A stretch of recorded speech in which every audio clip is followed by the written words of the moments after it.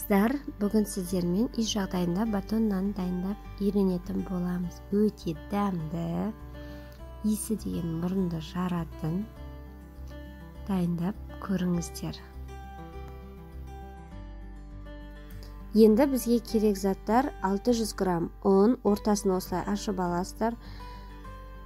Ситадан міндетті түрде өткіземіз. 150 грамм жылы су, 150 грамм сүт және 1 шай қасық дрожжи, 1 шай қасық қант, 1 шай қасық тұз салып, әбден араластырамыз. Араластырып 10-15 минут көтерілуге қоямыз, бетін жауып. Енді 80 грамм майымызды микроволновкаға ертіп аламыз.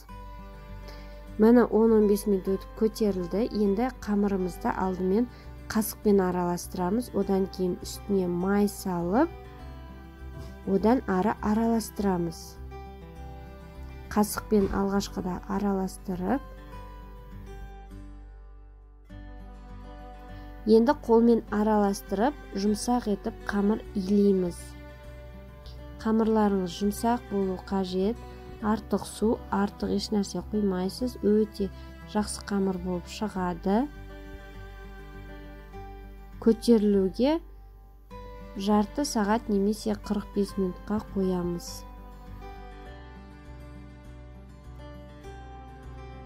Қырық 45 минут өтті. Мінекей әдем болып көтерілді. Енді осы қамырымызды алып, ұнға бір басып аламыз.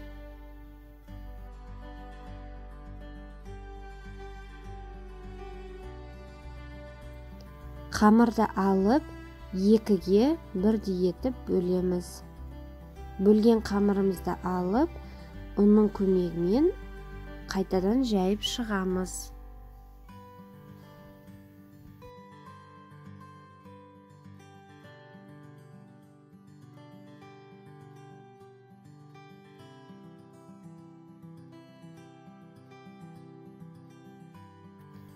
Қамырымызды жайып болдық. Енді осы қамырды алып, қараңыз, қатты қалың да емес, қатты жұқа да емес. Бір шетінен алып, орай бастаймыз.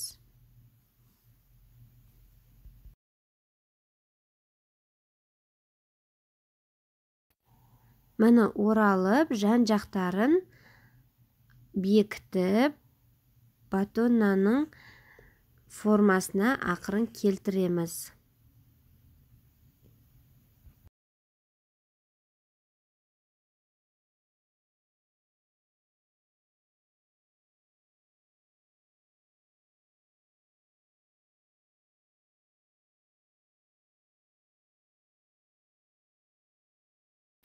Екінші қамырымызды да дәл осылай жайып, осылай орап, жан жағын бекітіп, осылай бекітсеңіздер де болады. Формасын келтіріп, листқа салып, 15-20 минутқа көтерілуге қоямыз.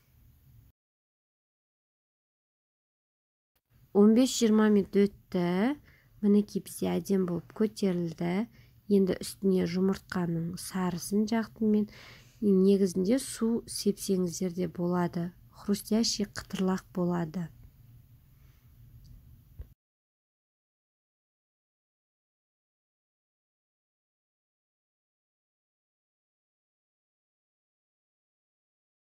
Ендігі кезек, бетін осылай пышақтың көмегімен кесіп шығамыз.